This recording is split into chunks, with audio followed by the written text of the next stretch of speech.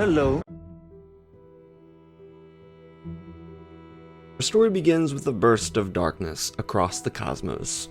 For the first time since the destruction of the Sith almost a millennium before, the Force was under assault. A booming reverberation cut across the stars and found the Jedi inside their very own palace.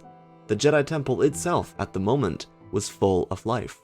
There were people moving between corridors, banners for every established Republic system on the walls, and senators gleefully interacting with Jedi themselves. But then, something shifted within the very Force itself. Those who did not call the temple home didn't know anything happened because they couldn't feel it. They couldn't even gauge the reaction from the Jedi because it was both so sudden and so shocking. Every individual of adult age knew something changed. The Force itself was swelling, as if it had been beaten and was now bruising. One of those very Jedi was a temple guard, a knight who chose the pathway of solitude to delve deeper into the Force and to protect his peers. It was a perfect balance. As a guard, he could protect his identity from those around him, while also continue serving the Force. His time was mostly spent in meditation, because guards were rarely ever needed nor seen. He preferred the silence of this line of work for a Jedi, but like his peers, Sai Vishnu felt the shift within the cosmic realm. While his reaction, like those around him, was a silent gasp, it was far different atop the Jedi Temple, inside the High Council chambers. Among the members were Yoda and Yariel Poof. The collection of elders were deep in discussion about a proposal from the Supreme Chancellor. There were a series of planets across the Mid-Rim that the Republic was hoping to bring into its jurisdiction. They planned on giving their support to the Chancellor and the Senate, but they were growing weary of being seen as expendable. The Jedi weren't dying every day per se, but they were dying more frequently due to requests from the Senate. The Council wanted to limit that death toll as significantly as possible, without hurting their political reputation. Then their discussions came to a halt. Everyone stopped what they were thinking about or speaking of, and they turned to one another. Yoda closed his eyes and felt outwards. A chill ran through his body, and he expressed openly and aloud for everyone to hear. He felt cold. Just as he said that, his breath formed visibly in front of his face, inside their very temperate room. Then it stopped. Yoda spoke again, and nothing came of it. The Jedi Grand Master turned to his peers to get an understanding of their reactions. They were genuinely surprised by the rise of the dark side. Yoda, being the first to speak, continued slowly. He felt through the Force and presented accompanying thoughts. The Force was calling out to them, telling them that it was wounded, but it wouldn't say by what. The dark side was rising and falling, like breathing. Something was hurting because it was such a burst of the Force, but it was not the individual or individuals responsible for the darkness. Yoda stopped and pondered. Across the room, an elderly ally suggested that they dispatch the Temple Guard unit across the cosmos, but incognito. Yariel questioned why this squadron specifically, and it was simple. Their anonymity would be the basis for their success. There were databanks in the galaxy full of known Jedi. It'd be safer for the guards to do it. Their names weren't on any Jedi database across the galaxy. They might have the most success at discovering the culprit. Additionally, it should be said that these databases of known Jedi Knights was not permitted by the Jedi Order. These were owned by pirates and other criminals. If the Jedi could dispose of the lists, they would, but that was beyond their reach even at this point in their history. Sai Vishnu received a communication through his helmet about 3 hours after the council session adjourned. It was a Togrutan Jedi Master, someone new to their ranks that dispatched the Temple Guard unit. There were about 200 members of it, and Vishnu was one of them.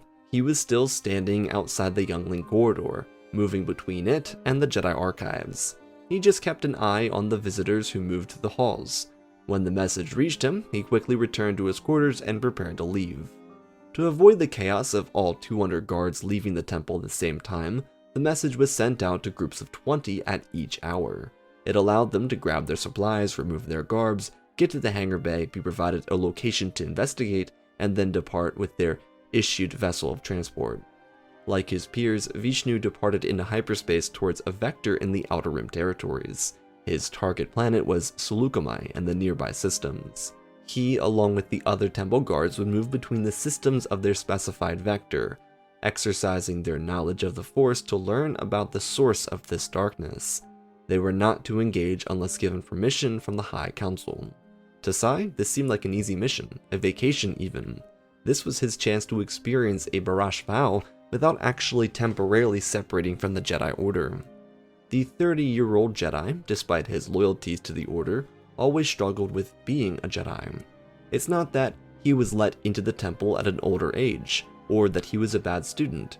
He just struggled to get along.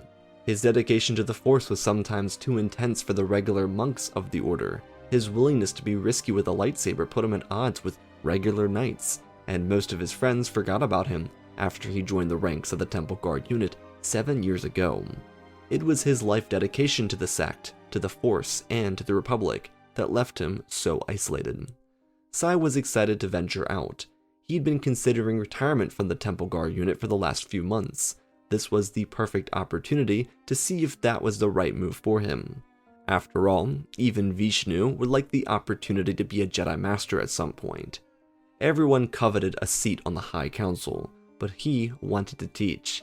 He learned so much about the Force. Now it was his opportunity to put his knowledge to the test. Landing at Seleucami reminded him of missions he experienced as a Jedi apprentice. His master, female Keldor Gura Datos, was always willing to bring him into the field. She at this point knew that he was assigned to the Temple Guard unit, but she hadn't seen him since just after he became a knight. This was the taxing reality of being a guard of the temple. Now though, without his armor, his helmet, or any visible symbol of the Jedi on his poncho, aside from the saber hidden under the cloth, he walked into the streets of a small Outer Rim town. He interacted with locals like a civilian, and he ate with them. Sai knew that if he wanted to discover the darkness from the galaxy, he needed to become one with it.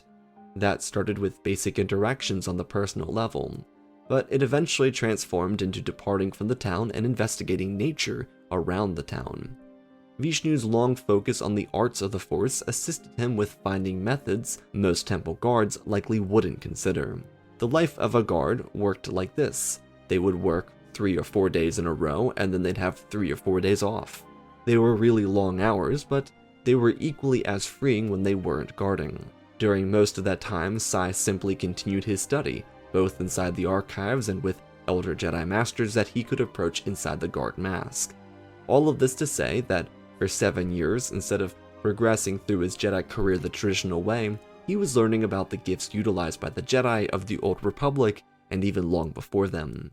Not that Sai believed in preparing for a rising darkness, more of the fact that he was interested in what these powers could do for the Jedi of today.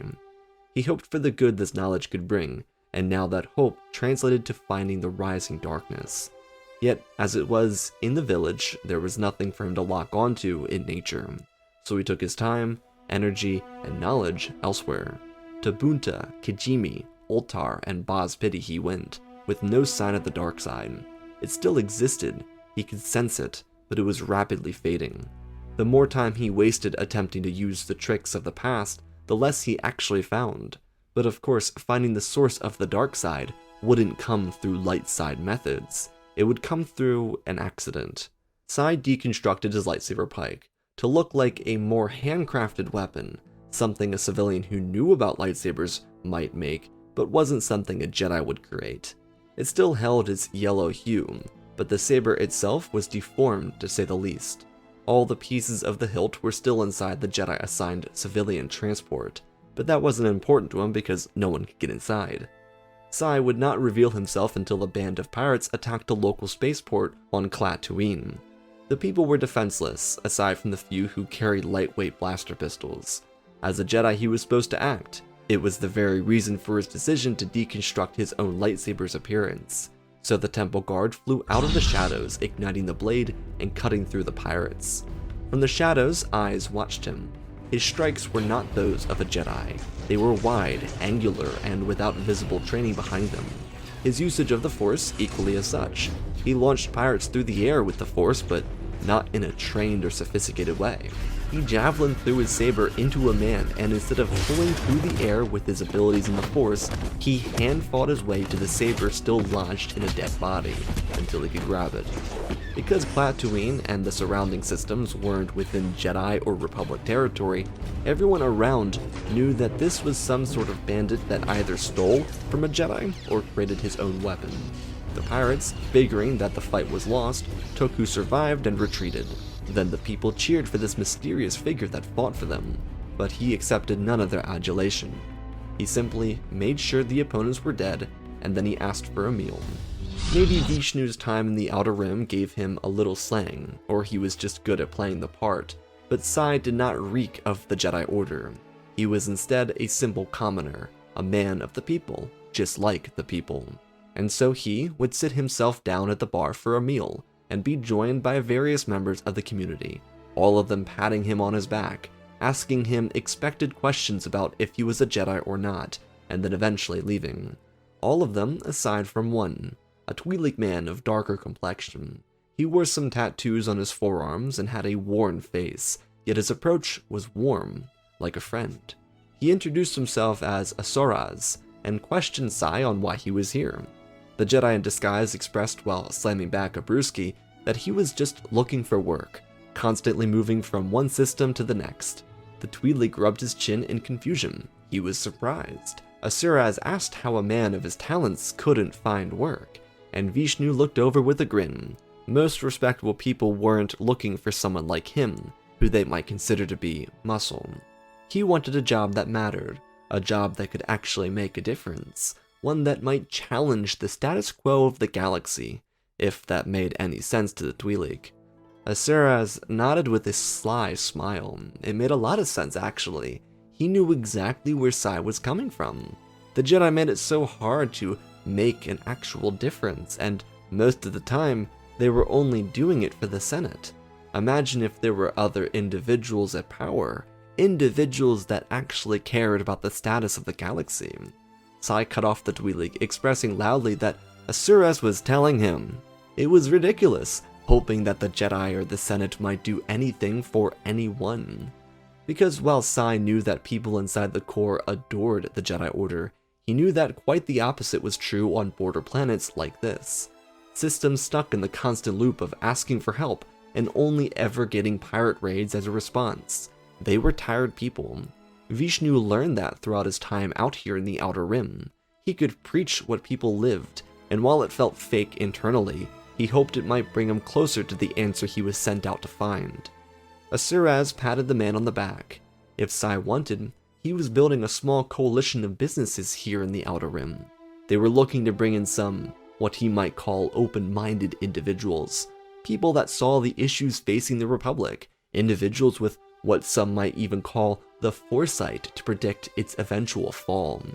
Sai looked over in confusion, and the Twi'lek almost started to laugh. It was so silent because he was amused. He was watching a man come to the realization that there were greater secrets outside of what he thought he knew. So the businessman, or whatever he wanted to call himself, told Sai that there was a starship on the South Port. It had silver and yellow markings across its hull. If he wanted to be something more, was it? He'd find him there. Vishnu nodded his head, and the Twi'lek left. Sai could not lie to himself. Even if he weren't on this mission, he'd at the very least be intrigued. Asoraz presented a very interesting look at the universe. As a man always looking for more knowledge, it seemed like the perfect opportunity to gain more. So Sai followed the Twi'lek man on his business adventures. Before he left, he locked his own starship, erased all of his ties to the Jedi Order, and disposed of the spare parts to his lightsaber. He would find a route to this darkness, one way or another. Sai spent the next few months following Asoraz around the Outer Rim, performing what might be considered questionable tasks for someone far more important than he initially realized. Asoraz operated a small banking hedge fund, hoping to be bought up by the intergalactic banking clans. It was a small operation because of his location, but Sai did as instructed. Due to his vast knowledge, thanks to being raised inside the temple, he presented not only an intelligent ally, but also a formidable combatant for the company run by a Suraz. Though the Twi'lek man had far more important questions than loyalty to the Republic or care about the Jedi. Someone like Sai did not just become as talented as he was without learning from a talented instructor. So Vishnu lied to the man, telling him that he was once a Jedi Padawan, but his master turned on him. It was phrased in a way that framed Gura Datos as a monster. It surprised Asuras because Kaldors were known to be quite dormant people. Regardless, this story would be key to just creating trust between the two of them. Of course, Asuras wasn't going to just trust a random man with distaste towards the Republic. That wouldn't make him special in the crowd of people that called the Outer Rim home. Most of them out here hated the Jedi Order. That open disfavor made any conversation about the sect easy for Sai to manage, but the struggle for him was telling his life story and keeping it the same every time his new friend asked about it. So he kept it simple stupid, to avoid creating turmoil with the businessman. Once it became clear to Asuras that Sai had no loyalties to the Jedi Order or his old master, he let the temple guard in on a secret. It was a mistake, but a necessary one. While the two of them were out in the corporate sector, their vessel was apprehended by a gang of pirates in a far larger starship. Asuras, instead of fighting back with a blaster, displayed his own capabilities with the Force, more specifically, the dark side. He choked people to death, broke necks with a twist of his hand, and marched through the dead bodies as if they were destined to fall lifeless to him before they ever engaged the ship, and he did it without fear of consequence for it. This was Vishnu's introduction to the Sith Lord, known by only one other as Darth Herodias, though the identity of the other individual would be left a secret. Not that Sai knew that someone else knew of Asuras' true identity. Being that the Sith had been extinct for well over 800 centuries, the Jedi Guard was worried about how he might handle continuing this bond. His gut instinct was to reach out to the Jedi High Council for support, but his mind refused to think so lowly of himself. Sai did not struggle with ego problems, but being that he had been away from the temple for around half a year, including the time he spent before meeting Herodias, he was already testing his limits with the dark side. If he was going to find its true source, he had to be a part of it. Call it method investigating. Maybe it was toxic for his body, but his soul was dedicated to the Jedi Order. Instead of allowing fear to consume him, he bowed immediately to the Sith Lord and pledged himself to his teachings. It was a gesture that even stunned the Sith Lord, but he accepted it. He nodded in approval, deeming that henceforth, his new apprentice shall be known as Darth Herodias. Starting a proper apprenticeship to a Sith Lord was far more challenging than Sai thought it would be when he first pledged himself to Asuras. Not to say that he thought it'd be easy, but it was arduous to say the least. The Sith Lord broke him down and then rebuilt him up, teaching him the ways of the Sith and reinforcing his turn to the dark side with more natural pulls. It did, in the Sith Lord's defense, actually work really well. Sai was sucked into the dark side. He embodied the ideals of the Baneite lineage, but never did these actions see him harming citizens, because the Sith of the new era were far more intelligent than those that preceded Darth Bane himself. As Herodias informed his pupil, it was he who made the dark side available to the Jedi. It was he who mastered the abilities of sorcery and alchemy to create such a hole within the Force itself. That rising darkness that Sai expressed he felt to his master wasn't by coincidence, it was intentionally done. The Twi'lek Sith Lord avoided spelling everything out because there were far greater secrets to the Sith lineage than what he would want to tell his new student. But it was shocking for the former Jedi. While Vishnu was rightfully shocked by the revelation, he also understood that this power was far greater than what the Jedi ever taught him. It made him question his loyalties. The dark side was very alluring, and the promise of a Sith victory might be far more reassuring than a Jedi triumph. After all, Sai wanted two things: to continuously expand his knowledge of the Force and to protect the galaxy from greed. Inside the temple, he had very little time to focus on the second option, but now, with months under Herodias' instruction, he felt called to the dark side because of what he could provide to the galactic community. As Sai Vishnu, or Darth Herodias, learned, True emotions were hard to decipher. It was one of his master's joys. Watching a former Jedi experience the full spectrum of emotion was such a delight. It was akin to seeing color for the first time, hard to process but beautiful altogether.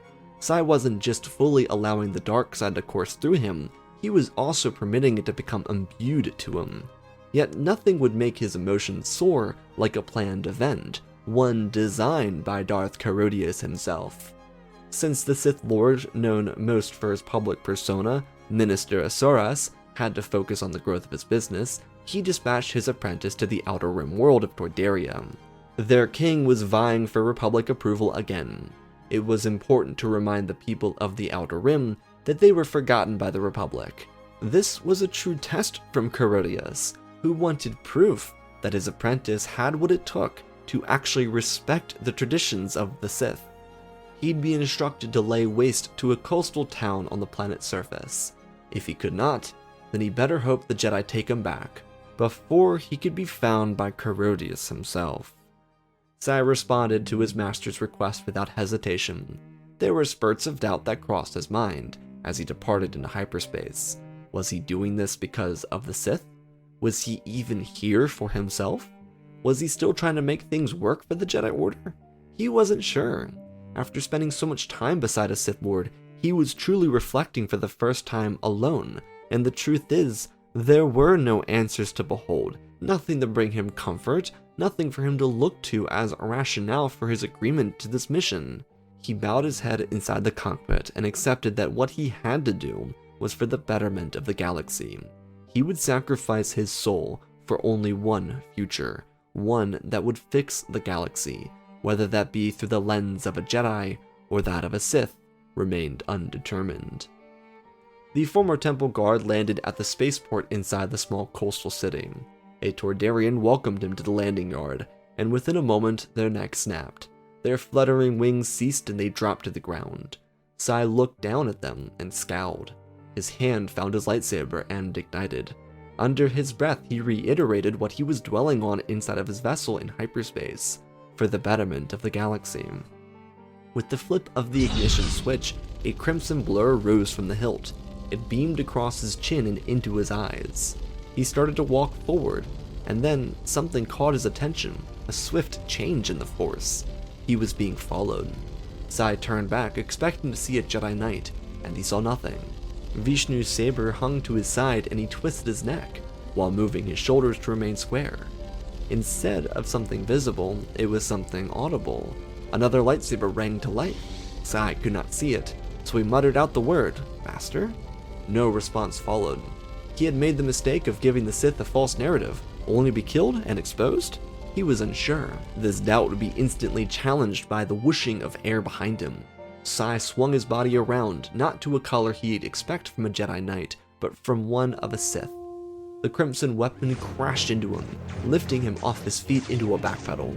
Because of the bright bleeding red colors bursting in front of him, he couldn't make out the individual fighting him. But he knew, based on the little silhouette he had, that it was not a Twi'lek. Their lightsabers continued to bat away at one another. Sai threw his saber up into horizontal and vertical slants to protect himself from the volley of jabs presented by his opponent. Just when he was about to be hit, his hand launched forward and the Force flung from it. His opponent's feet slid across the dirt ground and revealed a Bith figure, who rolled a saber in his hands. The towering individual told his opponent to identify himself, and Vishnu shook his head, demanding that the massive, headed figure speak first. They mimicked each other as they paced around in a circle. The Bith, impatient, knowing that he would win, informed his opponent of the truth. He was Darth Tenebras, apprentice to the true Sith Lord Darth Herodias, members of the Baneite lineage destined to destroy the Jedi and the Republic. Sai let out a laugh, mockingly. He told Tenebras that he was ignorant for thinking his master had only one apprentice. Of course, for a moment, Vishnu felt betrayed that Herodias didn't mention having another student. But if he was going to change the galaxy, then something had to be done about this arrival. Tenebras was equally as confused, but he wasn't going to let that confusion lose him the battle. Within an instant, the Bith and the human were engaged again. crimson blasts of light covered their eyes, respectively. Tenebras had more experience with the dark side of the Force, and it showed. But Sai wasn't about to let his opponent break him down with the darkness.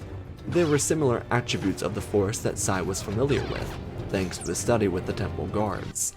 He slashed outwards, bouncing the Force off the walls to launch objects into Tenebras. These boomerang strikes with the Force were difficult to pull off because of the necessary concentration needed to make them work. When the Force collided with his back, Tenebras's knees buckled, but his saber continued to move in front of his face, protecting himself. The new apprentice to Herodias used his own ship to get a jumping strike, by kicking off the landing gear and slamming down. The Bith apprentice saw it coming though. After recovering from the boomerang Force attack, he thrusted his saber upwards and Sai fell right onto it. The former temple guard sucked in air, heaving outwards with a hesitant breath. He dropped to his knees and Tenebras smiled, raising his saber up for the killing blow. He didn't care for Sith monologues, so he dropped the weapon to decapitate his opponent. Vishnu, though, in all of his pain, was compelled by the dark side of the Force. He might have had the benefit of Jedi teachings, but the lessons instructed by Darth Herodias pushed him further and deeper into the Force. Tenebras felt his feet leave the ground, his swing stopped in mid-air. His saber extinguished and fell from his hands. Sai's eyes raised and he looked into the soul of the Bith. So much potential, so much power, and yet in need of so much more training. Tenebras tried to break free, but Herodias' new apprentice would not be denied. Before he could knowingly claim the kill on the rival apprentice, everything for Sai went black. By the time light flooded back into his eyes, he was far from Toydaria. His master summoned him back to a Sith world known as Baldemic. Upon his arrival, his still opened but cauterized wound would be examined by Darth Herodias, who applauded the efforts of his apprentice. But Sai didn't remember anything, so he asked his master what he had done.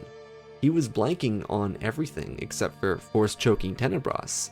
It brought a smile to the Twi'lek's face. He expressed, while producing an alloy for his apprentice's wound, that the Sith called that submission. Vishnu became fully connected to the dark side of the Force, and in doing so, he allowed it to work naturally through him, because he submitted to it. Truthfully, he was impressed that Sai was able to defeat Tenebras, but it is after all why he assigned his new apprentice Herodias the task of fighting his Bith apprentice. It was comforting knowing that his faith had not been misplaced. Before Herodias could say a thing, Cortos' alloy was poured into the cauterized wound, filling an entire piece of Vishnu's abdomen with the lightsaber repellent material. In that moment, everything again went black for the Sith apprentice, and he fell into a deep rest. As things go for the Sith, their works of mystery would have them removed from the secret location at Baldemnik to Ryloth, Herodias' home world. He had a lair on the system, one with relics taken directly from Korriban. When Herodias woke up from his second sleep, he had more questions about what happened on Toydaria. While the Sith Lord didn't mind the questions, he was starting to become annoyed with the constant questioning. It was over and done with. Why did any of it matter? Was Herodias having second thoughts about his loyalty to the Sith? Well, of course not. Sai explained that he wanted to know the depths of the darkness he went to, so that he knew what he had to do to continue chasing it. Lord Herodias, who was moving liquid from his shelf into his altar, which was surrounded by Sith statues, told him everything. He completed the mission. He didn't just defeat Tenebras, he went above and beyond. The entire coastal town was destroyed, the king's royal guard showed up and they were killed too. Then he left. The Jedi arrived fashionably late, as they do, and that was the end of that. The Senate was demanding a formal investigation into the Jedi Order since there were visible lightsaber wounds across the bodies of the dead, which of course the Jedi weren't sure why. They never would associate the destruction with a Sith because of their arrogance. Herodias continued further. There was no need to worry about the past because it was already over. He explained that there were far more important topics to elaborate on. That darkness, the burst that impacted the very Force itself, it was done by himself and by Tenebras. They combined their powers to inform the Jedi that they were not alone in the galaxy, and they never even reacted. Sai watched in pure shock. The Sith were that powerful? He was still recovering from his actions on Toydaria, but he was also in shock too.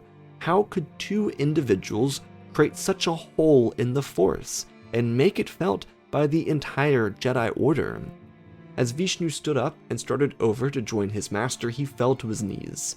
Herodias turned over with a very unconcerned expression. Sai felt back to the planet he just left, Toydaria. Trickles of memory slipped into his head. He could see Tenebras's eyes sitting wide open, staring blankly into the sky. Then came the massacre. Didn't matter who it was, they were killed. But it was for the betterment of the galaxy, was it not? This is what Sai was supposed to do, to fix everything. The pain, though, it crept through his very body, pulling his head to the dirt and a shrieking agony to his ears. He couldn't escape the screams that were left unfinished in the square of the coastal town on Toydaria. They were all dead, not a soul left untouched by his blade. When Sai looked up, Herodias was smiling, telling his apprentice to let the hate fill him, let it embody him. It was his. He created that agony, relish in it. But before the Sith Lord could finish, the acidic liquid inside of the altar flashed outwards, burning into Herodias' face. He wasn't expecting it, and he stumbled over, falling to the ground, trying to scratch his eyes out so he could focus on what just happened to him. Sai looked up, tears streaming from his eyes, and he ignited his lightsaber. Herodias, the Sith Lord, last of the Bainite lineage, tried to do anything, but was cut down by the stab of Sai Vishnu's lightsaber. It speared into the ground, and the Sith Lord hung backwards, suspended over a rock behind him. There were no final words shared, nothing of importance said, no gloating about being a Jedi, just the end. He looked down at the body and frowned in shame.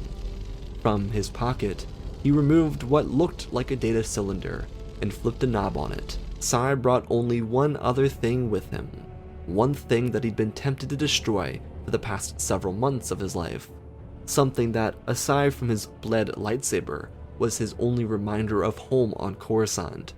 It was a tracker, given to every single Jedi Temple guard before they went out in the galaxy for their respective investigations. Its activation would eventually bring the Jedi to Ryloth to discover what he had done. But before they could ever arrive, Sai created a message. Using a holopad owned by the Sith Lord, Vishnu explained everything he did, how he deceived, how he lied, how he betrayed everything he knew about himself of this mission. And now, at the end of it all, he was destroyed. There was nothing left of who he used to be. Truthfully, he wasn't sure if he was just pulled into the dark side because of his fascination with the Force, or if he had become too great of a threat for himself to stop. So, he told the Jedi that he, as the last man connected to the Sith, would extinguish the lineage of Darth Bane. It would end with him. He promised the Jedi that he would do so with honor, in the traditional Jedi method of seppuku. Before his time would come, Sai Vishnu would look out into a Sithless galaxy by watching a new sunrise on Ryloth.